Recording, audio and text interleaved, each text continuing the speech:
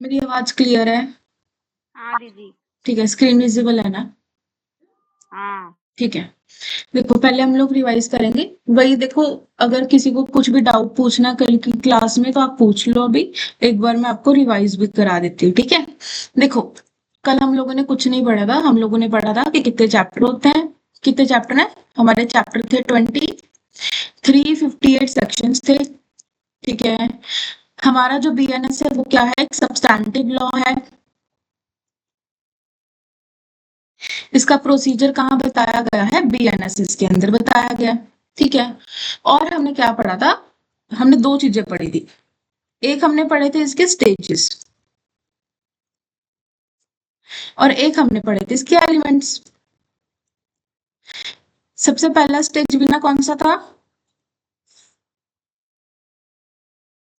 पढ़ा है? हम्म। देखो, मैं बता देती हूँ। देखो, मैंने आप लोगों को चार तरह की स्टेजेस बताई थी।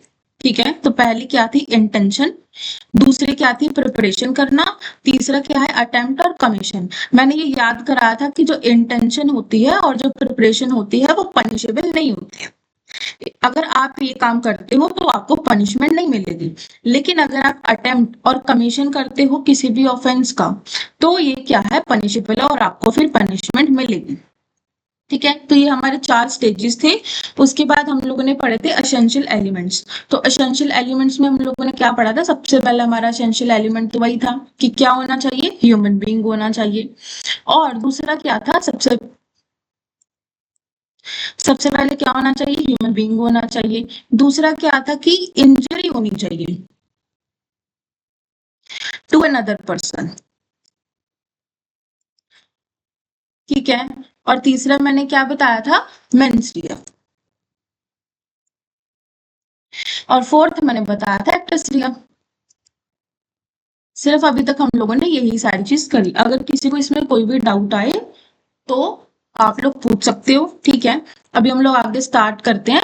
कल की क्लास में अगर कोई भी डाउट होगा तो कल की क्लास में आप पूछ लेना, ठीक है?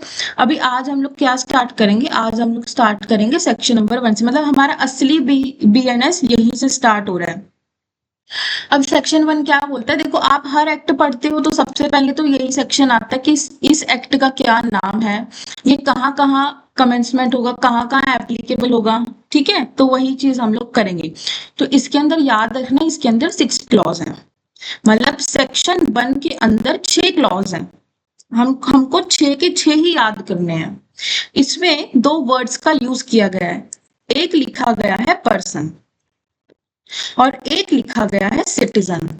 तो याद रखना, जहां पर पर्सन वर्ड यूज आया, जहां पर लिखा गया, तो वहां पर मतलब सिटीजन और नॉन सिटीजन दोनों की बात हो रही है। लेकिन जहां पर सिटीजन वर्ड आया, मतलब जिन लोगों के पास इंडिया की सिटीजनशिप है, सिर्फ उनकी ही बात हो रही है। जो पर्सन है, पर्सन के अंदर दोनों लोग आएंगे, सिटीजन भी आएंगे और नॉन सिटीजन भी आएंगे। लेकिन जो सिटीजन वर्ड जहां पे आएगा वहां पर सिर्फ इंडियन की बात हो रही है और किसी की बात नहीं होगी। उसके बाद ये क्या बात करते हैं? सबसे पहला एक्ट क्या बोल रहा है? दिस एक्ट में बी कॉल्ड द भारतीय न्याय संहिता 2023। हमेशा याद रखना, पहले मैं क्या गलती करती थी? मैं BHRA ऐसे लिखती थी, भारतीय। तो याद रखना, इसमें एच के बाद ए आता है। ठीक है, ये लिखने में हम लोग काफी सारे लोग हम लोग मिस्टेक कर देते हैं, और न्याय में भी। ठीक है, NYAYA ऐसे आएगा ये। और भारतीय में एच के बाद ए आएगा, आर के बाद ए आएगा। ठीक है, डबल ए आएगा इसमें, हमेशा याद रखना। ये मैंने गलती की है स्टार्टिंग में, इसलिए मैं बता रही हूँ। ठीक है, अब पहला पहला क्लॉज तो बहुत सिंपल है। पहला क्लॉज क्या बात करता है कि भाई इस एक्ट का क्या नाम है? भारतीय न्याय संहिता 2023। दिस सेक्ट में बी कॉल्ड भारतीय न्याय संहिता। दूसरा हमारा क्या बात करता है? दूसरा हमारा बात करता है कि भाई ये जो हमारा बीएनएस है, ये कब से लागू होगा? कब से? तो बोल रहा कि जब सेंट्रल गवर्नमेंट, याद रखना, देखो जो वर्ड हाईलाइट कर रखे हैं मतलब वो इंपॉर्टेंट है, वो आपको याद रखना है। कहते हैं कि जब से सेंट्रल गवर्नमेंट ने क्या किया, इसे नोटिफिकेशन में लेके आया ना ऑफिशियल गैजेट। आपको पता है ना कि इनका कुछ ऑफिशियल वेबसाइट होती है, तो वहीं पर अगर वहां पर कुछ नोटिफिकेशन आता है तो समझ लेते हैं कि हाँ भाई अब बीएनएस क्या हो चुका है, अप्लाई हो चुका है, ठीक है। And appoint are different dates, जो भी भाई हमारी जो भी सेंट्रल गवर्नमेंट हमारी जो भी इन प्रोविजंस के बारे में बताएगी कि बीएनएस कहाँ कहाँ अप्लाई होगा कहाँ नहीं होगा, वो चीज हम लोग क्या कर लेंगे, अपना लेंगे। सिंपल इतना ही लिखा है। मैं दोबारा रीड करती हूँ, इसमें क्या लिखा है कि it shall come into the force on such date as the, कहते हैं ये उसी दिन उसी डेट पर ये क्या आएगा, इन्फोर्समेंट में आएगा। ये इन्फोर्समेंट में कब आया था, 1 जुलाई 2024। तो कहते हैं ये उसी दिन क्या आएगा, इन्फोर्समेंट में आएगा जब सेंट्रल गवर्नमेंट ऑफिशियल गैजेट में क्या दे देगा, नोटिफिकेशन दे देगा। सिंपल।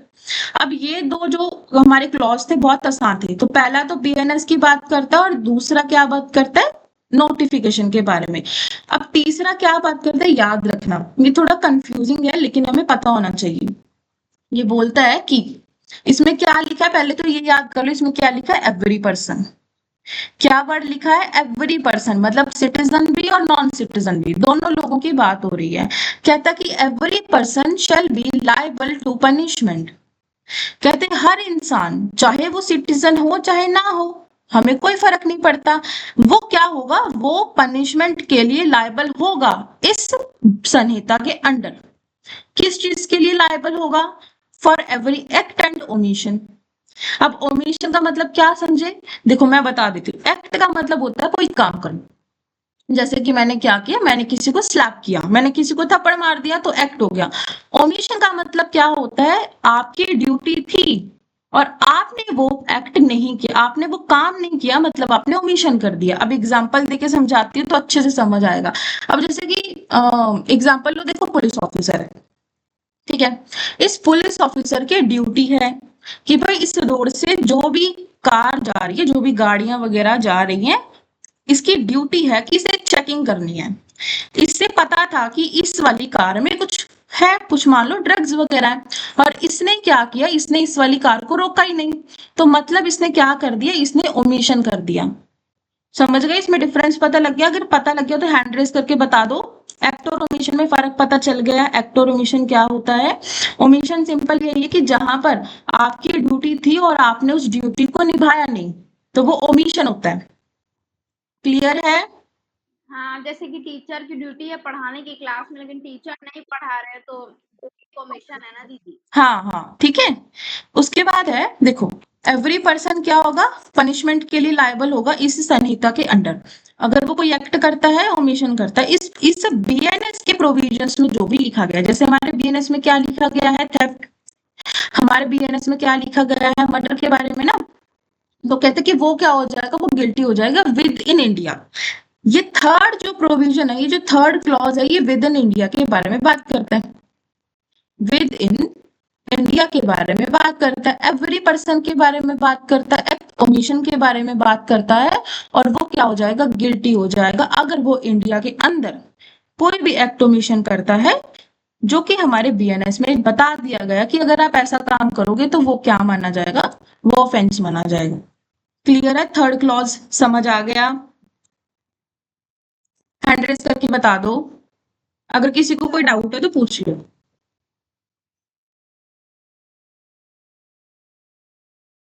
देखो अब क्या है, क्लॉज नंबर 4। अब ये क्या है, एनी पर्सन। हमने थर्ड में भी क्या पढ़ा था, एवरी पर्सन, एवरी पर्सन, और इसमें क्या है, एनी पर्सन, मतलब सिटीजन और नॉन सिटीजन दोनों की बात हो रही है। तो ये बोल रहा है कि any person liable by any law for the time being in force in India. कहते हैं हमारे इंडिया के अंदर टाइम रहते हुए जो भी लॉ अप्लाई होगा, वो इंसान क्या हो जाएगा, उस चीज के लिए लायबल। किस चीज के लिए लायबल, अगर कोई इंसान क्या करता है, to be tried for an offence committed beyond India. मतलब मान लो कि हम, जो मान लो अमेरिका है, ठीक है, अमेरिका में क्या है, किसी ने क्या किया, थेफ्ट, चोरी की, ठीक है, और ये बोल रहा है कि अगर वही एक्ट, अगर वही चोरी क्या है, अगर हमारे इंडिया में की जाती, वही जैसे थेफ्ट अमेरिका में किया ना, अगर वैसी ही चोरी अगर हमारे इंडिया में की जाती तो वो क्या माना जाता, वो ऑफेंस माना जाता, ठीक है। तो उसे भी क्या माना जाएगा, तो वो भी पनिशेबल होगा। अब दोबारा से समझो, इसमें क्या लिखा है कि to be tried for an offence committed beyond India, कहते बियॉन्ड इंडिया, इंडिया के बाहर जो भी ऑफेंस किया गया, कमिट किया गया, shall be dealt with according to the provisions of Sanhita. कहते ये जो हमारा बीएनएस है ना, तो उसे किसके साथ उसको डील किया जाएगा, बीएनएस के साथ डील किया जाएगा।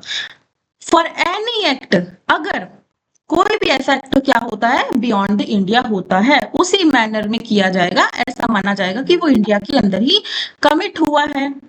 ठीक है, अब इसमें कोई कंफ्यूजन है तो बताओ। अभी मतलब अगर 20-30% भी समझ आए तो हैंड रेज कर दो, अभी मैं दोबारा आपको अच्छे से बताती हूँ और इसे याद भी करवाती हूँ। ठीक है, एक बार और एक सेकेंड।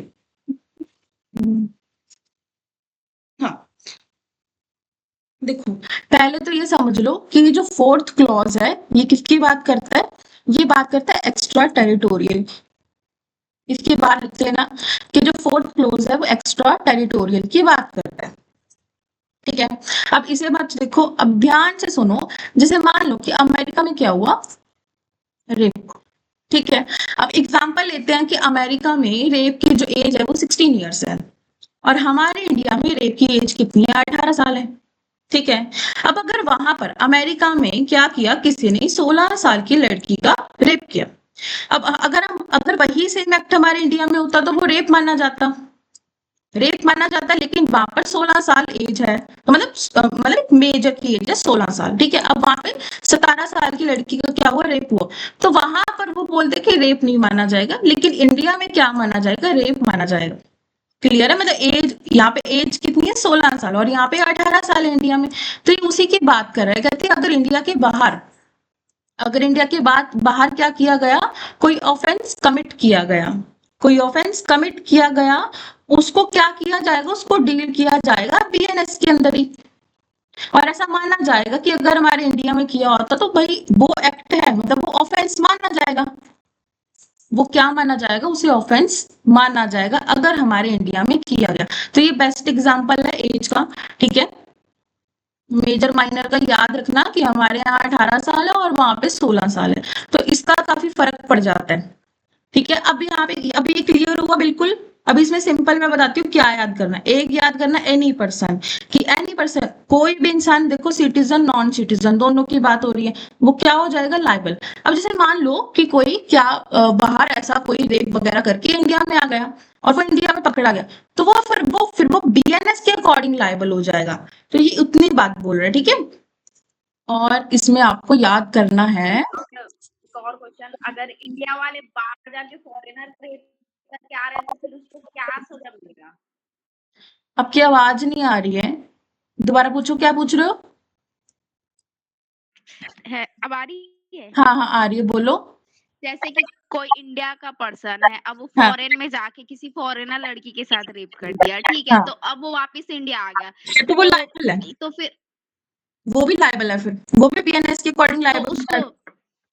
मतलब तो उसको इंडिया के लॉ के अकॉर्डिंग हाँ सजा हाँ मिलेगी ना, हाँ कि हाँ हाँ, अमेरिका के लॉ के अकॉर्डिंग सजा मिलेगी? नहीं नहीं, हाँ, या आगे ये इसके आगे काफी सारे प्रोविजंस आके, वो भी जब हम पढ़ेंगे ना तो अच्छे से क्लियर हो जाएगा। ठीक है, अभी क्लियर है ना 4th, अभी मैं दोबारा रिवाइज करा दूंगी तो अच्छे से हो जाएगा। ठीक है, इसमें आपको याद इतना ही करना है, कैनी पर्सन, और उसके बाद आपको याद करना है कि जो भी ऑफेंस ट्राई किया गया बियॉन्ड इंडिया याद रखना है। बियॉन्ड इंडिया का मतलब आउटसाइड इंडिया, और उसके बाद कोई भी ऐसा एक्ट अगर किया जाता है तो उसे उसी मैनर में ट्रीट किया जाएगा कि उसने इंडिया के अंदर ही रहते हुए उसे कमिट किया है।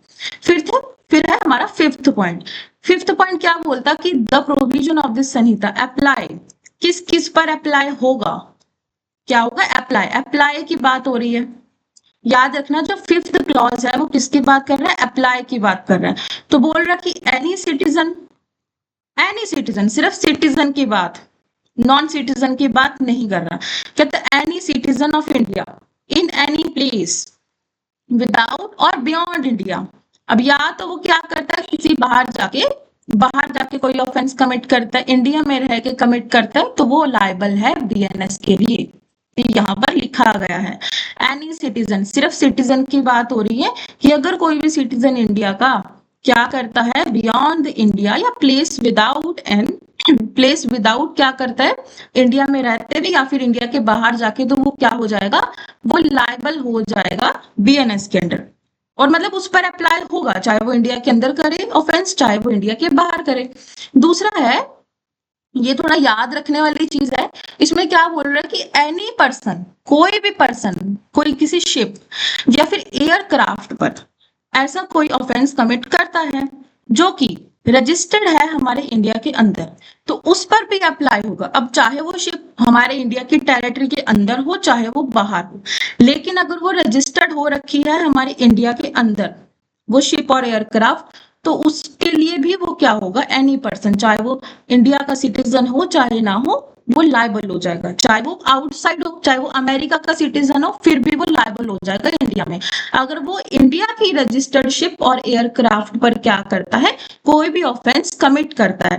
फिर है थर्ड क्लॉज, एनी पर्सन, अब ये भी पर्सन की बात हो रही है, any person in any place without और बियॉन्ड इंडिया कमिटिंग ऑफेंस, अच्छा, टारगेटिंग अ कंप्यूटर रिसोर्स। अब इसका एग्जांपल मैं बताती हूँ, जैसे मान लो कि पाकिस्तान में, ठीक है, अब पाकिस्तान में कोई इंसान क्या कर रहा है, कंप्यूटर का वो फ्रॉड वगैरह करते हैं। अभी अभी कुछ टाइम पहले, अभी कुछ हफ्ते पहले ऐसा चला भी था, न्यूज आई थी ना वॉर के टाइम पे, कि भाई वो कुछ लिंक भेज रहे हैं और उससे कुछ पैसा वगैरह आपके अकाउंट से जा रहा है। तो अगर कोई कंप्यूटर रिसोर्स का यूज करके हमारे इंडिया में ऐसा कोई एक्ट कमिट कर रहा है, मतलब है वो बाहर दूसरी कंट्री में है, लेकिन कहां पर ऑफेंस कमिट कर रहा है, इंडिया के अंदर, इंडिया के अंदर लोगों के साथ फ्रॉड कर रहे हैं, तो ये जो पर्सन होगा ये भी क्या होगा, बीएनएस के अंडर ही, बीएनएस इस पर अप्लाई होगा, और ये बीएनएस के अकॉर्डिंग क्या होगा, पनिशेबल होगा। क्या वही तो लिखा है एनी पर्सन, अब एनी पर्सन तो कोई भी हो सकता है, चाहे वो सिटीजन हो चाहे वो सिटीजन ना हो, और इसमें इतना ही हमें करना है। फिफ्थ पॉइंट हमारा इतना ही है। अब एक बार मैं दोबारा से रिवाइज कराती हूँ, क्योंकि जो हमारा सिक्स्थ पॉइंट है, जो हमारा सिक्स्थ क्लॉज है, वो थोड़ा डिफरेंट है, ठीक है। दोबारा से देखो, फर्स्ट हमने क्या पढ़ा, हमने पहला पढ़ा बीएनएस, इसका क्या नाम है, इसका बीएनएस भारतीय न्याय संहिता 2023 इसका नाम है। दूसरे में सिंपल यही कहा गया कि भाई सेंट्रल गवर्नमेंट जब इसे क्या करेगी, जब इसे नोटिफिकेशन कर देगी, ऑफिशियल गैजेट में नोटिफिकेशन डाल देगी ना कि आज से बीएनएस अप्लाई हो चुका है, तो अब इन्फोर्समेंट में आ जाएगा। और इन्फोर्समेंट कब हुआ था, 1 जुलाई 2024। फिर है थर्ड, अब ये ना आप क्या करो, साइड में अभी आपको दिखाऊंगी भी कि कैसे साइड में लिखते हैं। देखो थर्ड पॉइंट क्या है, एवरी पर्सन। थर्ड पॉइंट किसकी बात करता है, every person. Every person shall be liable to punishment, हर इंसान क्या होगा, पनिशेबल होगा, उसे पनिशमेंट दी जाएगी बीएनएस के अकॉर्डिंग। अगर आप क्या करते हो, कोई भी एक्ट और ओमिशन करते हो, कोई भी एक्ट और ओमिशन, ये क्या है, कोई भी एक्ट और ओमिशन करते हो, ठीक है, कॉन्ट्रारी टू द प्रोविजंस, वो क्या हो जाएगा, विद इन इंडिया। अगर इंडिया में रहते हुए कोई भी ऑफेंस किया, कोई भी ओमिशन किया, कोई भी एक्ट किया, तो आप बीएनएस के अकॉर्डिंग लायबल, ठीक है, आपको पनिशमेंट मिलेगी अकॉर्डिंग टू बीएनएस। फोर्थ भी क्या बात करता है, एनी पर्सन, ये किसकी बात करता है, एवरी पर्सन। सेकंड, थर्ड ये बात करता, फोर्थ क्या बात करता, एनी पर्सन की। अब ये याद करने वाली चीज है, अगर ये पूछने आ जाए ना एमसीक्यूज में, तो ये आपको पता होना चाहिए। ये एवरी और एनी ही आपको कंफ्यूज कर देगा। तो थर्ड में क्या लिखा है, एवरी, और फोर्थ में क्या लिखा है, any. Any person liable by any law for the time being in force in India, कि भाई इसके अकॉर्डिंग जब भी हमारा बीएनएस क्या होगा, अप्लाई होगा, अगर हमारे इंडिया के बाहर, outside, beyond the India, outside word use मत करना, beyond the India he word use करना है। अगर इंडिया के बाहर रहते हुए कोई ऑफेंस कमिट हुआ और उसे ऐसा ही माना जाएगा, उसे वैसे ही ट्राई किया जाएगा जैसे कि हमारे इंडिया में हम लोग ट्राई करते हैं, ठीक है। उसके बाद क्या है, फोर्थ, फोर्थ हमारा हो चुका, अब है हमारा फिफ्थ। तो फिफ्थ में क्या है, तीन पॉइंट्स है। फिफ्थ क्या बात करता है, किस पर अप्लाई होगा, सिर्फ इतना याद कर लो, अप्लाई, कि अप्लाई किस पर होगा, एनी सिटीजन, एनी पर्सन और एनी पर्सन, ठीक है। तो मतलब ऊपर भी हमने, फोर्थ में भी हमने क्या पढ़ा, एनी पर्सन पढ़ा, लेकिन थर्ड में हमने क्या पढ़ा, एवरी पर्सन। तो इस चीज को आपको याद रखना है। तो इसमें क्या बोलता है, एनी सिटीजन, अब कोई भी सिटीजन इंडिया के बाहर, इंडिया के अंदर कोई भी एक्ट कमिट करता है, कोई भी ओमिशन कुछ भी करता है, तो वो बीएनएस उस पर अप्लाई होगा। दूसरा पॉइंट, कोई भी पर्सन इंडिया की किस पर? शिप पर या फिर एयरक्राफ्ट पर जो कि इंडिया में रजिस्टर्ड है। अब वो शिप, कोई फर्क नहीं पड़ता वो शिप इंडिया की टेरिटरी में हो या फिर इंडिया की टेरिटरी के बाहर हो, तो वो भी क्या हो जाएगा, वो बीएनएस उस पर अप्लाई होगा और उसके अकॉर्डिंगली उसे पनिशमेंट दी जाएगी। थर्ड पॉइंट क्या है? एनी पर्सन मतलब विदाउट और बियॉन्ड इंडिया। ये लाइन आपको ऐसे ही एज इट इज ही याद रखनी है। इसका मतलब इंडिया के बाहर रहते हुए आप क्या करते हो, कोई भी कंप्यूटर रिसोर्स का ऑफेंस करते हो, कंप्यूटर रिलेटेड, टेक्नोलॉजी से रिलेटेड कोई भी ऑफेंस कमिट करते हो और करते इंडिया में हो, मतलब हो आप बाहर, दूसरी कंट्री में रहते हुए इंडिया के लोगों के साथ आप क्या कर रहे हो, फ्रॉड कर रहे हो कंप्यूटर पे, तो उससे क्या हो जाएगा, आप ये जो बाहर इंसान बैठे ये क्या हो जाएगा, लायबल हो जाएगा बीएनएस के अकॉर्डिंग। ठीक है, तो ये हमारे 5 क्लॉजेस थे। अब लास्ट क्लॉज हमारा क्या बात करते हैं, इससे पहले हमारी एक्सप्लेनेशन भी है एक, वो देखते हैं पहले।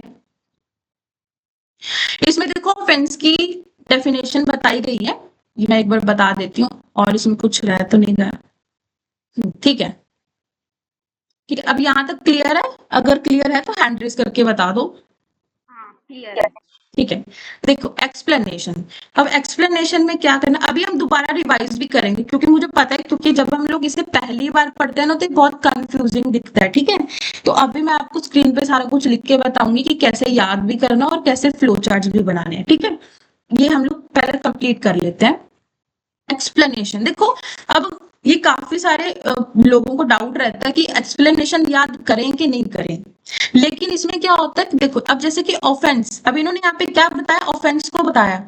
अब आपसे अगर ये पूछ लिया जाए कि भाई ऑफेंस बताओ कहाँ, कौन से एक्सप्लेनेशन में बताया गया, कौन से सेक्शन में बताया गया, तो आप बहुत कंफ्यूज हो जाओगे।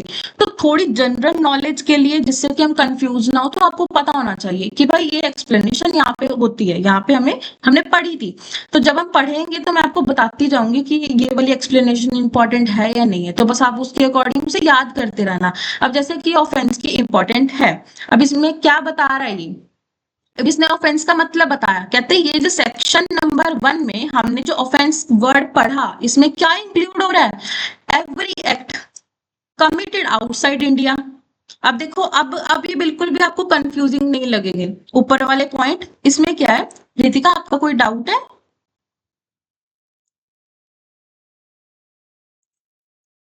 ठीक है, देखो इसमें क्या, एवरी एक्ट क्या हो रहा है, एवरी एक्ट जो कि क्या हो रहा है, कमिट हो रहा है आउटसाइड इंडिया, फिर या फिर कमिट हो रहा है इनसाइड इंडिया के अंदर, वो पनिशेबल होंगे अंडर दिस संहिता, बीएनएस के अकॉर्डिंग पनिशेबल होगा। सिंपल। अब इसे याद कैसे करोगे, पहले तो लिख लो ऑफेंस। क्या लिखोगे, ऑफेंस। ऑफेंस के बाद इसमें लिख लो कि भाई या तो अगर आउटसाइड कमिट होता है इंडिया के तो भी बीएनएस ट्राई करेगा, बीएनएस के अकॉर्डिंग पनिशमेंट मिलेगी, और अगर इनसाइड कमिट होता है कोई भी एक्ट तो भी क्या मिलेगा, बीएनएस के अकॉर्डिंग ही पनिशमेंट मिलेगी। ये तो सिंपल है, अब एक्सप्लेनेशन याद कर लेना। उसके बाद लास्ट पॉइंट जो है वो थोड़ा अलग बात करता है, नथिंग। हमेशा याद रखना, जहां पर लाइन स्टार्ट करने से पहले क्या आ जाए, नथिंग आ जाए, मतलब इस पर अप्लाई नहीं हो रहा। Nothing in this Samhita shall affect the provisions of any act। क्या बोल रहा है, कहते कि ये जो हम पढ़ रहे हैं 6th क्लॉज बहुत इंपॉर्टेंट है, ये एमसीक्यूज में आता है। कहते हैं nothing in this Samhita shall affect the provisions of any act। इस संहिता का कोई भी एक्ट या कोई भी प्रोविजन क्या नहीं करेगा, अफेक्ट नहीं करेगा। किसे अफेक्ट नहीं करेगा, देखो mutiny, desertion of officers, soldiers, sailors, airman in the service of a government of India। पहला पॉइंट ही याद रखना, ये आपको नाम सारे याद होने चाहिए, अगर याद नहीं है तो मतलब कि एमसीक्यूज आप नहीं कर पाओगे। अब मैं बताती हूँ, देखो क्या करना है। सबसे पहले मैंने क्या बोला, सबसे पहले तो इतना याद कर लो कि गवर्नमेंट ऑफिसर्स हैं, मतलब सरकारी, जो सरकारी जिनकी जॉब है, ये वो उन लोगों की बात हो रही है। पहला क्या है, म्यूटिनी। दूसरा कौन है, डिजर्शन ऑफ ऑफिसर्स, मतलब इनकी पोस्ट वगैरह होती है। ठीक है, अब आपको पता है ना, जैसे आर्मी के अपने ही कोर्ट होते हैं, ठीक है, वैसा ही। अब थर्ड क्या है, सोल्जर्स।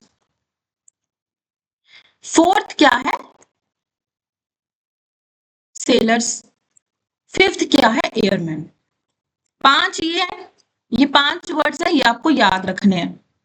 क्या है, mutiny, desertion of officers, soldiers, sellers और एयरमैन, जो कि क्या है, जो कि गवर्नमेंट के अंडर काम करते हैं, गवर्नमेंट ऑफ इंडिया के अंडर काम करते हैं। इन पर बीएनएस अप्लाई नहीं होगा, सिंपल, इन पर बीएनएस अप्लाई नहीं होगा। अब दूसरा, दूसरा किस पर अप्लाई नहीं होगा, दूसरा अप्लाई नहीं होगा स्पेशल लॉ।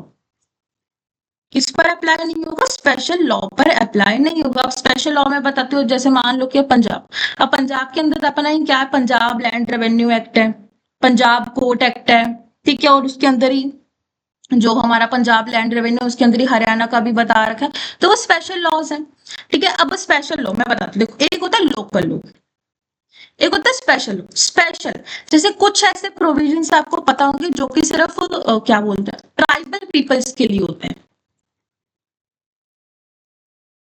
ठीक है, जो इन्हें आदिवासी बोलते हैं ना हिंदी में, हाँ, ट्राइबल पीपल्स के लिए कुछ ऐसे स्पेशल लॉज होते हैं जो सिर्फ इनके लिए होंगे, या फिर सिर्फ वुमेन के लिए होंगे, सिर्फ लड़कियों के लिए, कि भाई ये जो पर्टिकुलर, मान लो एग्जांपल दे रही हूँ, जैसे पर्टिकुलर जॉब है, ये सिर्फ ये लड़कियां ही लेंगी, ठीक है, ये जो सीट्स है सिर्फ लड़कियों के लिए, वुमेन के लिए, बच्चों के लिए, तो ये है स्पेशल लॉज।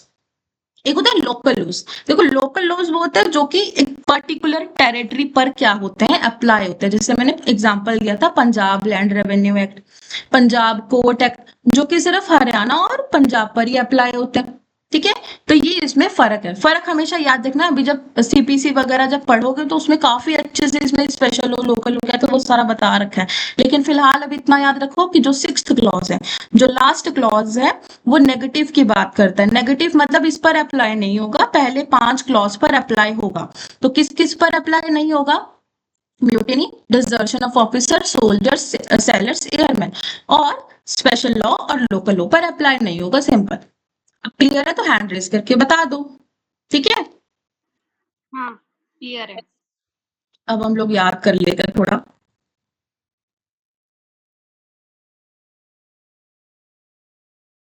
एक सेकंड।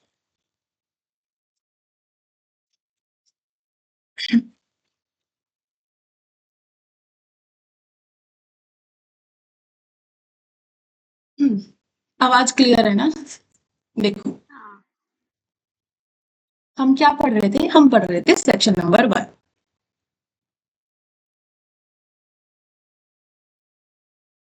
हम क्या पढ़ रहे थे, सेक्शन नंबर 1। सेक्शन नंबर 1 में पहला क्लॉज क्या बात करता है कि इसका नाम क्या है, बीएनएस 2023, सिंपल। दूसरा क्या बात करता है, दूसरा बात करता है कि जब सेंट्रल गवर्नमेंट क्या कर देगी, नोटिफिकेशन दे देगी, तो हम मान लेंगे कि ये इन्फोर्समेंट में आ गया, और इसकी इन्फोर्समेंट डेट क्या है, 1 जुलाई 2024।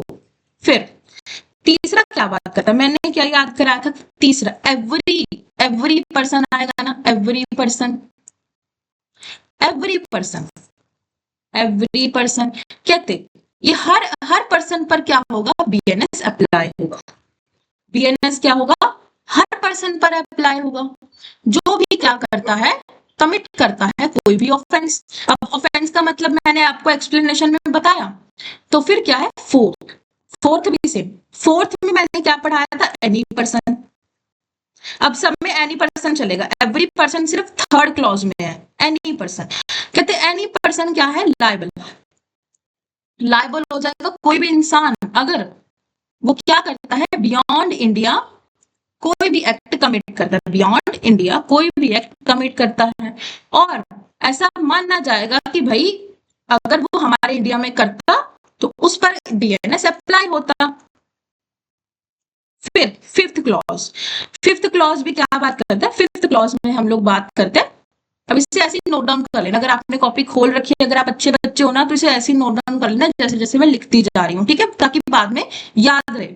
फिर क्या है, फिफ्थ क्लॉज, देखो फिफ्थ क्लॉज क्या बात करता है, 3 चीजों के बारे में बात कर रहे हैं, 3, पहला एनी सिटीजन, याद रखना एनी सिटीजन, दूसरा, दूसरा एनी पर्सन, मैंने क्या बोला कि हर जगह क्या चलेगा, एनी पर्सन चलेगा, सिर्फ थर्ड क्लॉज में क्या था, एवरी पर्सन था, यहां पर भी क्या चलेगा, एनी पर्सन, एनी पर्सन क्या, एनी सिटीजन भाई, कोई भी सिटीजन बियॉन्ड इंडिया कुछ भी कमिट किया तो बीएनएस के अंडर अप्लाई हो जाएगा और उसके लिए अकॉर्डिंग उसे ट्राई किया जाएगा।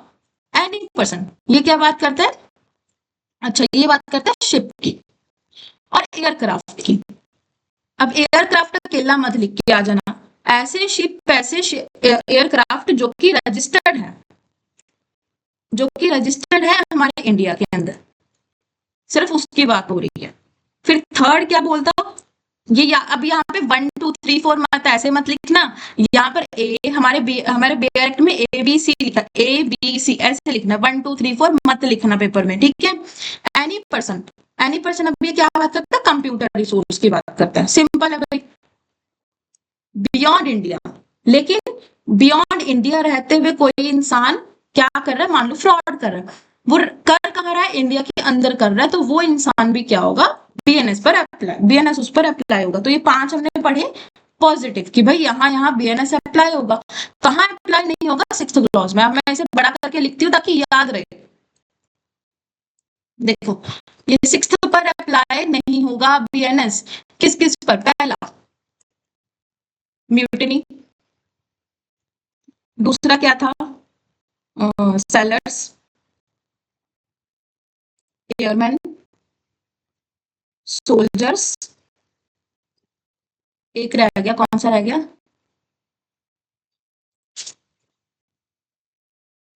डिसर्शन ऑफ ऑफिसर्स, ठीक है।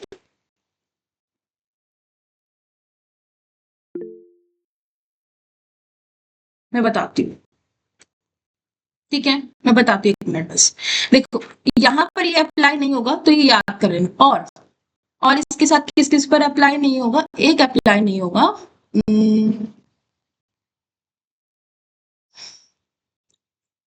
लोकल लॉ में, हाँ हाँ ठीक है, लोकल लॉ और स्पेशल लॉ पर अप्लाई सीधे नहीं, क्वेश्चन था। ठीक है। तो अब यहाँ पे सेक्शन नंबर 1 क्लियर है, ठीक है। अब हम ये देख लेते हैं इसका मतलब क्या है, मैं इसकी डेफिनेशन बता देती हूँ।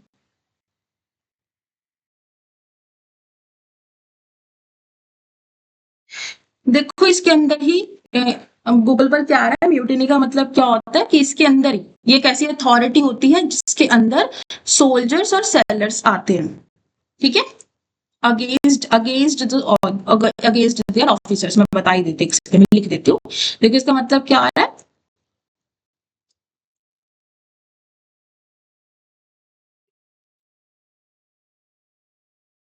रिबेलियन मतलब इनके अपने कुछ वो होती है, अथॉरिटीज वगैरह होती है, तो उनकी बात हो रही है, ठीक है। गवर्नमेंट ऑफ इंडिया, दीदी हाँ ये जो बीएनएस है, ये हाँ, इनके ऊपर क्यों नहीं होता? क्योंकि इनके अपने लॉज है ना। अब जैसे मान लो आर्मी है, आर्मी के अपने ही लॉज है ना। अब उनके तो जो हमारे जो कोर्ट होते हैं वो भी जैसे हमारे कोर्ट है, यहाँ पर थोड़ी उनके केसेस आते हैं। उनके तो अब जो हमारे कोर्ट ट्रिब्यूनल्स वगैरह सब अलग होते हैं ना, तो इसलिए इन पर अप्लाई नहीं होता है। उनके ऊपर कॉन्स्टिट्यूशन, आर्मी लॉ बने हैं क्या? हाँ हाँ, उनके अपने ही लॉ बने रहते हैं ना, जैसे हर स्टेट का अपना एक लोकल लॉ होता है। अब हर स्टेट में अपना जो लैंड का जो लॉ है वो अलग अलग है। जैसे टीपी एक्ट है, वो हमारे पंजाब में अप्लाई नहीं होता, ठीक है। तो ये सब अपने अपने लॉज को लेके चलते हैं अपने साथ, ठीक है। अब बीएनएस वैसे तो देखो ऑल ओवर इंडिया पर अप्लाई होता है, लेकिन यहाँ पे 6th क्लॉज में बता दिया कि यहाँ अप्लाई नहीं होगा। बस आप इतना ही याद रखो, ठीक है। और जैसे मैंने पढ़ाई वैसे याद कर लेना तो अच्छे से याद हो जाएगा, क्लियर है। अब हम लोग आगे हाँ छोटी सी चीज हम लोग याद कर लेते हैं। देखो अब हम पढ़ेंगे सेक्शन नंबर 2। सेक्शन नंबर 1 बहुत अच्छे से मैं करा चुकी। अगर फिर भी कोई डाउट लगे, रिकॉर्डिंग सुन लेना, फिर भी अगर कोई डाउट लगे तो कल की क्लास में पूछ लेना। अब पहले आपको क्या काम करना है, सेक्शन नंबर 2 में कहाँ गया पेन, हाँ देखो सेक्शन नंबर 2 में आपको पहली 12 आपको पहली 12 डेफिनेशंस को याद करना है। अब देखो, अब मैं कहूं कि आपको एक ही दिन में 38 की 38 डेफिनेशंस आपको याद हो जाएंगे, तो देखो ऐसा नहीं होता। हम लोग क्या करेंगे, हम लोग धीरे धीरे करेंगे। अब जैसे कि पहला क्या, एक्ट। अब ये देखो, ये सिर्फ अल्फाबेट के अकॉर्डिंग चल रहा है। Act, animal, child, counterfeit, court, death, dishonesty, document, fraudulently, gender, good faith और गवर्नमेंट। अभी मेरे को ना इसका एक फ्लो चार्ट भी बनाना था, मैं वो बना के फिर मैं भेजूंगी, ठीक है, ग्रुप में सबको भेज दूंगी। अब इसमें क्या करना है, पहले तो आप ही याद कर लो कि पहले दो क्या है, एक पहला क्या है एक्ट, दूसरा क्या है एनिमल। ये तो सिंपल है, एक्ट और एनिमल। एक्ट और एनिमल याद कर लो अच्छे से, एक्ट और एनिमल, ठीक है। अब मैं पहले इसकी डेफिनेशंस करा देती दोनों की। अब दो हमें याद हो चुके हैं ना, पहला एक्ट है और दूसरा क्या है, एनिमल है। तो इसकी डेफिनेशन देखो, एक्ट क्या होता है ये याद कर लेना, एग्जैक्ट डेफिनेशन आ जाती है पेपर में तो आपको पता होना चाहिए। तो इसमें क्या बोलता है, इसमें बोलता है कि एक्ट, एक्ट का मतलब डिनोट्स दीदी वेल, हाँ ये जो डेफिनेशन है ये पूरा बेयर एक्ट के अकॉर्डिंग ही है ना, पूरा डेफिनेशन। हाँ, तो वही आपको याद करना है ना, जैसे बेयर एक्ट में लिखा है, ठीक है। और अगर आपको कोई भी, किसी को भी अगर कोई भी डाउट पूछना है तो वो हैंड रेस करके पूछेगा, ठीक है। लेकिन जब मैं पढ़ा रही हूँ तो बीच में डिस्टर्ब नहीं करना है, ठीक है।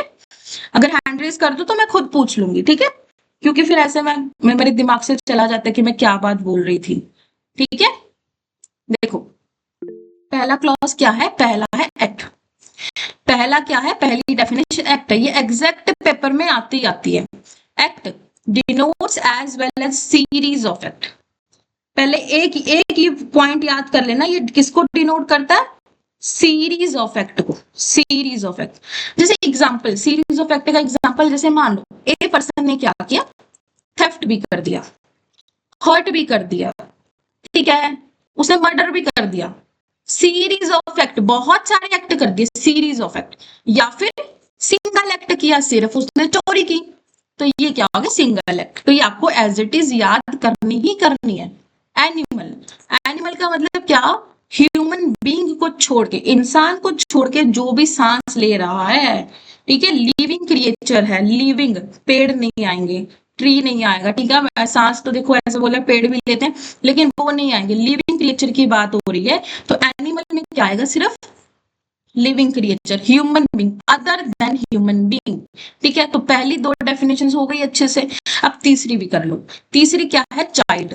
चाइल्ड हमें पता है, जो 18 साल से छोटा होता है उसे चाइल्ड बोलते हैं। 18 साल से छोटा वो क्या होगा, वो चाइल्ड होगा। तो ये तीन डेफिनेशंस अच्छे से याद कर लो, series of act, single act, animal, living creature, child below the age of 18 years, any person below the age of 18 years। अब ये आती है अच्छी डेफिनेशन जो कि पेपर में आती ही आती है। काउंटरफीट, पहले तो मैं आपको इसका अच्छा सा एग्जांपल देती हूँ, काउंटरफीट का मतलब समझो। जैसे ये है लेस, ठीक है। अब आपको पता होगा, हम लोग ज्यादातर हमने जो भी लेज वगैरह खाए उस पे इस तरह से स्पेलिंग लिखी होते हैं लेज की। लेकिन आपने कई बार ऐसे ऐसे वाले लेज भी खाए होंगे, LEYS वाले, है ना। इसमें भी चिप्स रहते हैं और इसमें भी चिप्स रहते हैं। अब इसमें फर्क क्या है, देखो, ये एक इंसान है जिसने ये ब्रांड बनाया लेस का, इसने क्या स्पेलिंग रखी, LAYS, लेस। लेकिन दूसरे इंसान ने क्या किया, अपना दिमाग नहीं लगाया, उसने सोचा कि भाई मैं क्या करता हूँ, इसके लेस बड़े बिक रहे हैं, मैं क्या करता हूँ इसकी कॉपी कर लेता हूँ। लेकिन एग्जैक्ट कॉपी नहीं करूंगा, एग्जैक्ट कॉपी करूंगा तो कॉपी वो आ जाता है, कॉपीराइट आ जाता है। तो एग्जैक्ट कॉपी नहीं किया उसने, उसने बोला भाई मैंने तो अपने ही चिप्स बनाए और उसका नाम मैंने रख दिया LEYS। अब लोगों को क्या है, वो क्या बोलते हैं उसे, पलेखा लगना, क्या कहते हैं हिंदी में मेरे को पता नहीं है, जैसे वो पलेखा लगता है ना कि हाँ भाई ये तो लेस है, ठीक है, वो क्या कर लो, उसे ले लो, खा लो। अब ऐसे क्या होता है, कई बार हम लोग जैसे छोटे होते थे तो भाई ये वाले लेज हम उठा के लेके आते थे, लेकिन इसकी क्वालिटी उतनी अच्छी नहीं होती थी। तो यहाँ पे मैं समझाना क्या चाह रही हूँ, काउंटर फीट का मतलब होता है कॉपी करना, किसी को क्या करना, कॉपी करना। अब यहाँ पे क्या है, a person is said to counterfeit, हम काउंटरफिट कब बोलेंगे, लेकिन ये हमेशा पॉइंट याद रखना कि जो काउंटरफिट होता है वो एग्जैक्ट एग्जैक्ट होना जरूरी नहीं है। ठीक है, मुझे हिंदी नहीं आती भाई, देख लेना, ठीक है, सही लिखा है गलत, कि वो एग्जैक्ट होना जरूरी नहीं है, समझ रहे हो। अब उसके बाद ये डेफिनेशन पेपर में एग्जैक्ट आती है, तो आपको पता होना चाहिए। अब इसमें क्या लिखा है कि a person is said to counterfeit who causes one thing to resemble another thing. ये पॉइंट एज इट इज याद कर लो। इसमें क्या याद करना है कि जब एक इंसान क्या कर रहा है, वन थिंग, एक चीज को रिजेंबल मतलब सेम बना रहा है, सेम बना रहा है किसी दूसरी चीज से, बिल्कुल सेम बना रहा है, तो उसे क्या बोलेंगे, काउंटरफीट बोलेंगे, और कॉपी करना भी बोलेंगे, काउंटरफीट बोलेंगे। और अब एक और चीज याद रखना, एक होता है इंटेंशन, एक होता है नॉलेज। आप ये दोनों ही वर्ड्स इस डेफिनेशन में देखोगे, ये रहा इंटेंशन और ये रहा नॉलेज, ये दोनों ही वर्ड्स हमारे यहाँ पे आए हैं, तो मतलब कि दोनों वर्ड्स इंपॉर्टेंट है। अब पहली दो पॉइंट तो मैंने करा दिए, तीसरा पॉइंट क्या बोलता, intending by means of that, मतलब उसकी इंटेंशन थी, उसकी ऐसी इंटेंशन थी कि भाई अगर मैं इसके साथ इसके लेस की अगर मैं ब्रांड कॉपी कर लूंगा तो मेरे को वो क्या वो प्रॉफिट होगा। इस इंटेंशन से उसने क्या किया, उसने उसके ब्रांड का कॉपी कर लिया। तो मीन्स ऑफ रिजेम्बलेंस, रिजेम्बलेंस का मतलब मैं बताती हूँ, इसकी डेफिनेशन मैंने लिखी हुई है,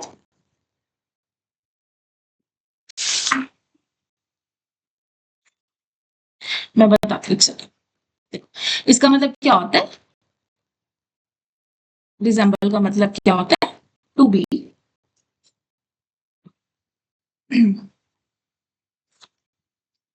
to be look like something. ये नोट डाउन कर लेना, देखो ये छोटी छोटी चीजें हैं जो मैंने अपने नोट्स में नहीं लिखी है, क्योंकि अगर मैं ये लिखती तो मतलब काफी टाइम लगता मेरे को, मतलब ये नोट्स बनाने में मुझे 3 महीने लगे, पीडीएफ बनाने में। अगर मैं ऐसी वाली चीजें भी लिखती तो पता नहीं मुझे कितने महीने लग जाते, इसलिए फिर मैंने ये नहीं लिखा।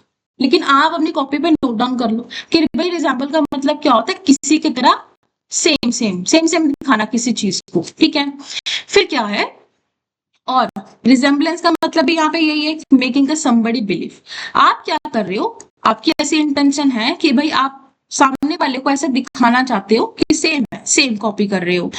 प्रैक्टिस डिसेप्शन, ये वर्ड बहुत इंपॉर्टेंट है। डिसेप्शन का मतलब क्या होता है, डिसेप्शन का मतलब होता है मेकिंग समबडी बिलीव।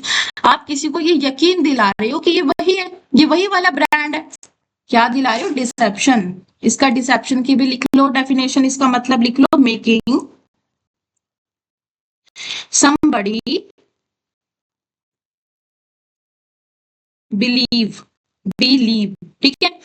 आप क्या कर रहे हो, किसी को ऐसा यकीन दिला रहे हो कि ये जो लेस का पैकेट है ये वही वाला है, मतलब ब्रांड की कॉपी कर रहे हो, सिंपल, मतलब इतना तो समझ आ ही गया होगा। फिर क्या है, नोइंग, एक होता है इंटेंशन के साथ कर रहे हो और एक आप नॉलेज के साथ कर रहे हो। आपको नॉलेज है कि अगर आप ऐसा चिप्स बनाओगे तो वो कॉपी माना जाएगा, क्योंकि ऑलरेडी कोई बना चुका है वैसा ब्रांड। तो आपकी इंटेंशन तो नहीं थी, लेकिन आपको नॉलेज थी कि अगर मैं ऐसा काम करूंगा तो वो ऑलरेडी किसी को क्या हो जाएगा, नुकसान हो जाएगा। भाई अगर मैंने ऐसा काम खोल लिया तो भाई उसका नुकसान हो जाएगा। तो क्या है, knowing it to be likely that deception will thereby practice. आप अपनी नॉलेज के साथ और अपनी इंटेंशन के साथ क्या कर रहे थे, डिसेप्शन कर रहे थे। डिसेप्शन का मतलब मैंने क्या बताया, मेकिंग समबडी बिलीव। दोबारा से मैं लिख रही हूँ, नोट डाउन कर लेना, अगर नहीं लिखा तो तुम्हारी गलती है, ठीक है। फिर मेरे से कल की क्लास में मत पूछना। मेकिंग समबडी क्या है, बिलीव, कि आप किसी को ऐसा बिलीव दिला रहे हो कि ये वही ब्रांड है, ठीक है। तो अब काउंटरफीट का मतलब कॉपी करना, जब कोई एक चीज आप सेम बनाते हो दूसरी चीज से। क्या है, इंटेंशन और नॉलेज दोनों आएंगे। इंटेंशन, अगर आपने अपनी डेफिनेशन में पेपर में इंटेंशन और नॉलेज वर्ड नहीं लिखा तो मतलब आपकी डेफिनेशन बिल्कुल गलत, ठीक है।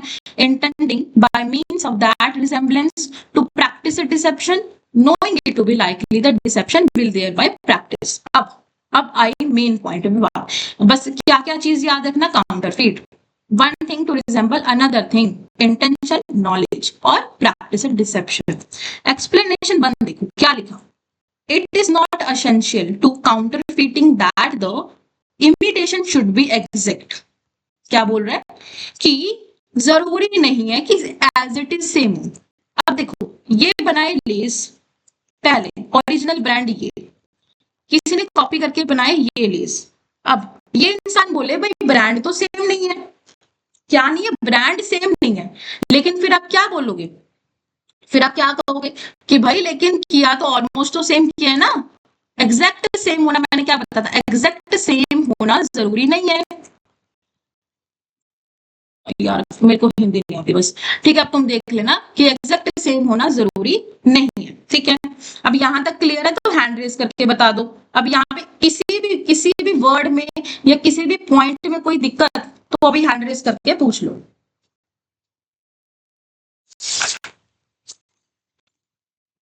नहीं है किसी को भी, चलो ठीक है। अब हम आगे बढ़ते हैं एक्सप्लेनेशन नंबर 2। जो हमने पढ़ा इसकी definition same as it is explanation number 2, लेकिन क्या याद करना है, ये सिर्फ ये वाला पॉइंट आपको याद करना है। कौन सा, it shall be presumed. Shell presume, अब शैल प्रिज्यूम और मे प्रिज्यूम का मतलब समझते हो, मैं बताती हूँ, एक सेकंड बस।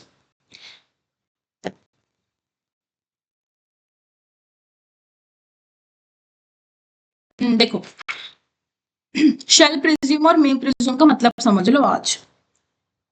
शेल का मतलब होता है मैंडेटरी, शेल मैं ऐसे 100%, शेल का मतलब होता है 100% और मे का मतलब होता है 50-50%, ठीक है। तो शेल प्रिज्यूम जहां लिखा गया सेल प्रिजम्पशन होगी। अगर किसी ने मान लो किसी के ब्रांड की ऐसे कॉपी की, एक अक्षर ऊपर नीचे करके अगर कॉपी की, तो ऐसा माना जाएगा कि उसने क्या किया है, उसने काउंटरफीट किया है। बाकी डेफिनेशन बिल्कुल सेम, चाहे तो मैं पढ़वा भी देती हूँ। when a person causes one thing to resemble another thing, resemblance in such the person might be deceived। वो ऐसा यकीन दिलाना चाहता है सामने वाले को, क्या यकीन, कि भाई ये तो वही ब्रांड है, ओरिजिनल ब्रांड है। एंड क्या किया जाएगा, शेल प्रिज्यूम किया जाएगा कि that the person so causing the one thing to resemble another thing intending by means of the resemble practice a deception likely to। ये करने की जरूरत नहीं है, सिंपल आप ये चीज, सिर्फ ये चीज कर लेना तो बहुत है, ठीक है। अब ये हमारी काउंटरफीट की डेफिनेशन बहुत इंपॉर्टेंट है, ये एग्जाम में पक्का पूछी जाती है, सेमेस्टर एग्जाम में भी, और जो हमारे जुडिशरी या कोई भी कॉम्पिटिटिव एग्जाम है उसमें आती है। अब एक बार हमने 4 डेफिनेशंस की, अब एक बार हम लोग इन्हें याद कर लेते हैं, ठीक है।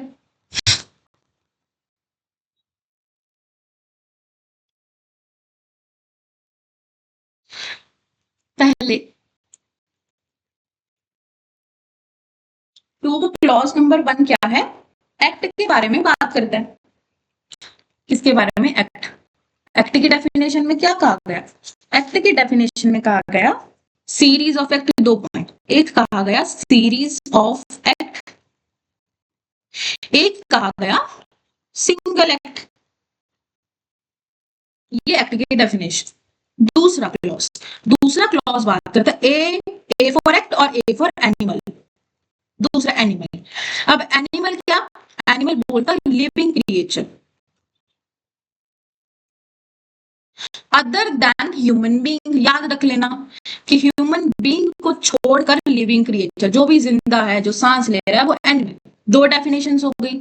तीसरी डेफिनेशन क्या बात करती, तीसरी डेफिनेशन बात करती है चाइल्ड की, बहुत आसान, बच्चा जो 18 साल से छोटा, बिलो द एज ऑफ,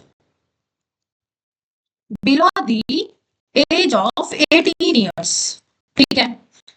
फिर है फोर्थ मैंने क्या पढ़ा, काउंटर फीट करना, काउंटर फीट करना, ठीक है। इसका मतलब क्या होता है, कॉपी करना किसी को, भाई किसी की कॉपी करना। क्या बोलता, हु कॉजेज, अगर मैं कहीं गलत लिखूं तो बता देना, ठीक है। Who causes one thing to resemble another thing, कि आप एक चीज को दूसरी चीज के साथ कॉपी करके बना रहे हो। फिर है अगला पॉइंट, अगला पॉइंट क्या बोलता है, 2 चीज मैंने बताई थी, पहले में क्या बताया था, इंटेंशन, और दूसरे में क्या बताया था, नॉलेज। इसके अलावा हमने और कुछ पढ़ा ही नहीं। एक हमने यहाँ पे वर्ड पढ़ा था डिसेप्शन का, और हमने कुछ नहीं पढ़ा। तो क्या पढ़ा, इंटेंशन में क्या पढ़ा, intending by means of that resemblance. अब देखो, अब आप क्या, मैं बताती हूँ। अब ये जो डेफिनेशंस होती है ना, ये हम अपनी तरफ से नहीं लिख सकते पेपर में।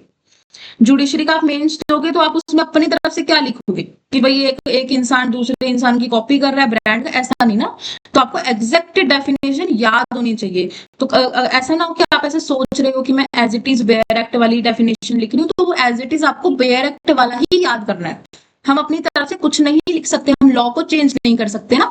तो वही है, सेम लिखना है ऑफ दैट, और सेम याद भी करना है, ठीक है। और कल की क्लास में जो भी ज्वाइन करेगा मैं उनसे क्वेश्चंस भी पूछूंगी, ठीक है। आज तो चलो किसी का मतलब मुझे नहीं पता किसी के बारे में भी, लेकिन कल जो भी ज्वाइन करेगा उससे मैं क्वेश्चंस पूछूंगी, तो अपना रिवाइज कर लेना यहाँ तक, ठीक है। और फिर है डिसेप्शन, हमने कहां तक पढ़ा, प्रैक्टिस ऑफ दैट रिजेम्बलेंस, हाँ, रिजेम्बलेंस टू प्रैक्टिस डिसेप्शन, ये हो गया इंटेंशन वाला पॉइंट। फिर हो गया हमारा नॉलेज। नॉलेज क्या बोलता है, knowledge to be likely that deception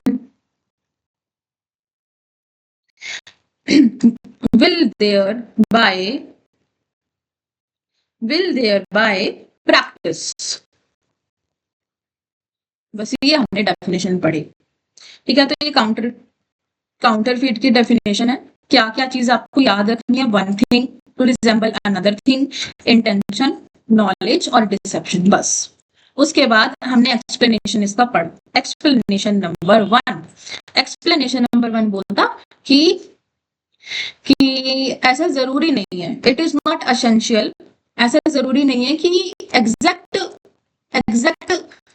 imitation हो, ऐसा ही है ना। It is not essential to counterfeiting that the imitation should be exact। Exact क्या हो, इमिटेशन। एक्सप्लेनेशन नंबर 2, सिर्फ एक वर्ड मैंने इसमें याद कराया, जो डेफिनेशन ऊपर पढ़ाई वही सेम थी। कौन सा, क्या चीज मैंने याद कराई थी इसमें मैंने कहा शेल प्रिज्यूम। इसमें क्या होगा, शेल प्रिज्यूम किया जाएगा। शेल प्रिज्यूम का मतलब कि अगर आपने स्पेलिंग चेंज करके भी अपना ब्रांड बनाया, और लेस इसमें भी चिप्स हैं इसमें भी चिप्स हैं, तो ऐसा माना जाएगा कि आपने काउंटरफीट किया है। 100% कोर्ट क्या मानेगा कि आपने चीटिंग की है, आपने उसके ब्रांड का कॉपी किया, तो आप लाइबल। समझ गए, शेल प्रिज्यूम का मतलब ये है 100%, बिल्कुल 100% क्या करना, ऐसा प्रिज्यूम कर लेना। अगर ये अभी नहीं समझ आता तो आगे प्रिजम्पशंस के कुछ प्रिजम्पशन के सेक्शंस आते हैं बीएसए में, एविडेंस एक्ट अगर उसमें पढ़ा होगा तो उसमें भी काफी अच्छे से एक्सप्लेन किया है। तो शेल प्रिज्यूम क्या होता है, 100% प्रिज्यूम कर लेना, ठीक है। अब किसी को कोई डाउट तो पूछो।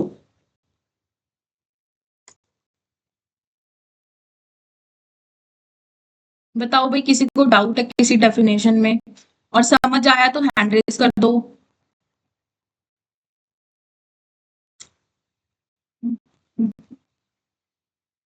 हाँ ठीक है, समझ आया ना। चलो अभी टाइम 5 मिनट रह रहे हैं। ऐसा करते हैं, कल हमने जो पढ़ा था एक बार हम उसे रिवाइज कर लेते हैं बस। अगर किसी को क्लास के रिगार्डिंग कुछ पूछना है तो आप वो भी पूछ लो भाई। और हाँ देखो भी, मेरे नोट्स में ऐसे केस लॉज लिखे रहते हैं, तो काफी बच्चे, मैं बता देती हूँ, काफी बच्चे ऐसा पूछते हैं कि मैम आपने एक ही फ्लो चार्ट में केस लॉज लिखे हैं, तो हमें पता कैसे चलेगा कि ये पर्टिकुलर सेक्शन किस पर्टिकुलर केस किस सेक्शन का। तो ये मैंने सामने लिखा है, ये सेक्शन, ये केस का नाम, ये उसका फैक्ट और हेड, और ये यहाँ पे सेक्शन नंबर। तो यहाँ पे कंफ्यूजन नहीं होगी फ्लो चार्ट में, ठीक है। जो भी मेरे से बुक वगैरह भी लेते हो तो मैं उन्हें भी बता रही हूँ कि भाई यहाँ पे केस का नाम, उसका हेड, और यहाँ पे उसका सेक्शन नंबर लिखा रहता है। अब चाहे तो मैं पीडीएफ ऊपर करती हूँ तो तुम देख भी लेना। सब में मैंने 70 प्लस मैंने इसमें केस लॉज डाल रखे हैं, जो कि मतलब जुडिशरी में आते हैं और बाकी एग्जाम्स में भी पूछे जाते हैं, ठीक है। और हमने क्या पढ़ा था कल, अच्छा नीचे ही है मेरे को, बस एक बार 5 मिनट बस रिवाइज कर लेते हैं, तो फिर क्लास को खत्म कर। देखो एक्ट नंबर हमने क्या पढ़ा था, एक्ट नंबर 45 ऑफ 2023, 45 ठीक है। इनेक्टमेंट डेट क्या है, 25 दिसंबर 2023। इन्फोर्समेंट डेट क्या है, 1 जुलाई 2024। ये एक सब्सटैंटिव लॉ है। प्रोसीजर इसका कहाँ है, बीएनएसएस के अंदर। 358 सेक्शंस हैं, 20 चैप्टर्स हैं। क्राइम की डेफिनेशन मैंने कल बहुत अच्छे से कराई थी। क्राइम क्या होता है भाई, क्राइम क्राइम क्या है, जो कि पनिशेबल होता है बाय लॉ के द्वारा। और यहाँ पे क्या लिखा गया है, जो कि फॉरबिडन और पनिशेबल बताया गया है किसी लॉ के द्वारा। फॉरबिडन, पनिशेबल बाय लॉ, हाँ ठीक है। और जो क्या होता है, एक अनलॉफुल एक्ट होता है। एलिमेंट्स क्या है, human being, injury to another person, mens और एक्टस। अब मेंस बता देती हूँ एक और बार। मेंस क्योंकि बहुत इंपॉर्टेंट है। तो मेंस क्या होता है, गिल्टी माइंड, कि आपकी इंटेंशन क्या गलत है। आप मतलब आप क्या सोच रहे हो कि किसी को मारने का इविल इंटेंशन आप सोच रहे हो, तो मतलब गलत है। अब क्या इसमें ये लीगल मैक्सिम आपको आनी चाहिए। अगर ये नहीं आती है तो मतलब मेंसरिया में आपके 0 नंबर, ये आपको आना चाहिए। एक्टस नॉन फेसिट रियम निसी मेंसिट रिया। Act itself does not make a man guilty. कहते एक्ट, सिर्फ एक्ट कर देने से मैन गिल्टी नहीं होता जब तक उसकी इंटेंशन भी गलत नहीं होगी। ये जो क्राइम है ये मेंटल कंडीशन पर डिपेंड करता है। और यहाँ पर नॉलेज, अगर आपके पास नॉलेज और इंटेंशन नहीं है, तो इसका मतलब क्या है, एक्सीडेंट और मिसफॉर्च्यून। आर वर्सेस, मैंने 3 केसेस कराए थे। आर वर्सेस प्रिंस का case, R versus all day का केस, क्वीन वर्सेस टॉलसन का केस। ये केस आपको मेंसरिया में लिखने हैं। और मैंने इसमें क्या कराया था, हाँ एक और चीज, कि यहाँ पर क्या है, कहाँ पर मेंसरिया जरूरी नहीं है। तो ये पांच चीजें मैंने बताई थी, कहाँ पर जरूरी नहीं है। ये जरूरी नहीं है, public nuisance, criminal libel, contempt of court, bigamy और किडनैपिंग पर जरूरी नहीं है। आज हम लोग क्लास को यहीं खत्म करते हैं। अब किसी को कोई डाउट है, कुछ पूछना है तो पूछ लो, अदरवाइज फिर क्लास को एंड करते हैं, ठीक है।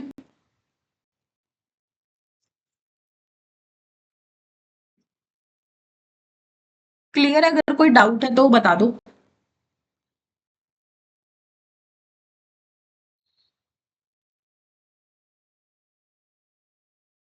मैम क्रिमिनल लाइबल थोड़ा एक्सप्लेन कर दीजिएगा। हाँ ठीक है, मैं बताती हूँ।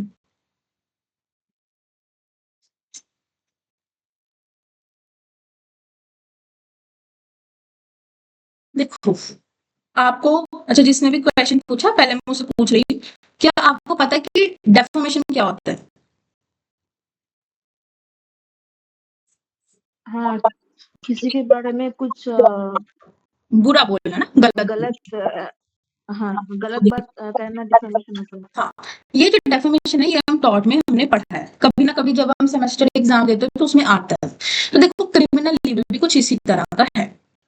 क्रिमिनल लीबल का मतलब क्या होता है, क्रिमिनल लीबल का मतलब होता है कि जब कोई इंसान क्या बोल रहा है, अनट्रू। मैंने डेफिनेशन कल भी लिखवाई थी, मैं दोबारा भी लिखवा दूंगी कि कोई इंसान क्या बोल रहा है, अनट्रू, किसी के बारे में अनट्रू क्या बात बोल रहा है। मैं दोबारा लिख देती हूँ, क्या है कि व्हेन समवन राइट, और बोलना नहीं, राइट और से क्या, समथिंग अनट्रू, गलत चीज आप लिख रहे हो किसी के बारे में, अनट्रू, किसके बारे में, टू अनदर पर्सन, उसे क्रिमिनल लीबल कहेंगे, अनदर पर्सन, ठीक है। अब इसमें क्या, अगर आपने किसी के बारे में गलत बात बोली, अगर आपने किसी के बारे में गलत बात बोली तो आप लायबल, लेकिन अगर आपने सही बात बोली तो आप लायबल नहीं। अभी इसका एग्जांपल मैं बताती हूँ, जैसे राहुल है, ठीक है। राहुल ने किसी के बारे में ये चीज पब्लिश कर दी कि ये जो क्या नाम है, कि जो जस्सी है, ठीक है, कि राहुल ने क्या है, जस्सी के बारे में ऐसा बोल दिया कि भाई ये तो चोरी करता है, थेफ्ट करता है, ये तो चोरी करता है रोज किसी ना किसी की। तो अब इसने ये ऐसी बात बोल दी, 10 लोगों को बोल दी, और उन 10 लोगों ने आगे जाके इस बात को फैला दिया। अब क्वेश्चन ये है कि राहुल ने ये चोरी की बात जो बोली वो सही है या गलत। अब अगर तो उसने ये झूठ बोला, ठीक है, अगर क्या उसने ये झूठ बोला तो वो लायबल है। अगर उसने ये बात सही बोली, सही पब्लिश की कि भाई वो तो चोरी करता है, उसे अपना सामान बचा के रखना, तो यहाँ पर जो राहुल है वो लायबल नहीं होगा। इसका मतलब सिर्फ ये होता है। तो आप समझो यहाँ पर उसकी इंटेंशन नहीं थी कोई, यहाँ पे मेंसरिया नहीं था। उसने तो मतलब मान लो मुझे किसी ने बताया कि भाई वो तो चोरी करता है, मैंने आगे जाके किसी को बता दिया, मतलब चुगली वाला काम हो गया ना, मैंने किसी को आगे जाके बता दिया कि भाई वो तो चोरी करता है, उससे बात मत करना, मैंने सिर्फ इतना बोला और मैं चली गई। लेकिन अगर वो बात क्या है गलत है तो मैं लायबल हो जाऊंगी उस चीज के लिए। क्लियर है? अब क्लियर है ना? बिल्कुल, बस इसमें इतना ही होता है, इतना याद रखना। अगर इसका आपने पनिशमेंट क्या होती है? इसमें इसका पनिशमेंट 1 साल तक का शायद होगा। आगे सेक्शंस आएंगे 300 के आसपास, तो उसमें डेफर्मेशन लिखा रहता है लास्ट के सेक्शंस में 340 के आसपास, तो उसमें पढ़ेंगे हम लोग। ठीक, अभी फिलहाल मेरे को पनिशमेंट सच में याद नहीं है किसी का भी, लेकिन इतना रहता है फाइन, या तो देखो मैं या तो 1 साल की रहेगी इम्प्रिजनमेंट, या फाइन रहेगा 5,000 रुपए तक का, या बोथ हो जाएगा, इससे ज्यादा नहीं होगा। ठीक है, लेकिन ओके मैम। अगर अनट्रू तब। क्लियर है? आप किसी का कोई डाउट है तो पूछो भाई। ठीक है, अदरवाइज फिर अगर किसी को ज्वाइन करना है तो वो मेरे को पर्सनली मैसेज करना, ग्रुप में मैसेज मत करना, ठीक है। और आप लोग जो फीस है वो हाफ करके पे कर सकते हो। 1500 रुपीज इसकी फीस है।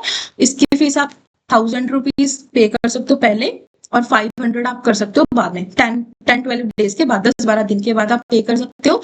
इसके साथ अगर किसी को हैंड रिटन नोट्स चाहिए तो उसे हैंड रिटन दे दूंगी, जिसे टाइप्ड चाहिए उसे टाइप्ड दे दूंगी नोट्स। और मैं आपको एक और चीज चलो दिखा देती हूँ।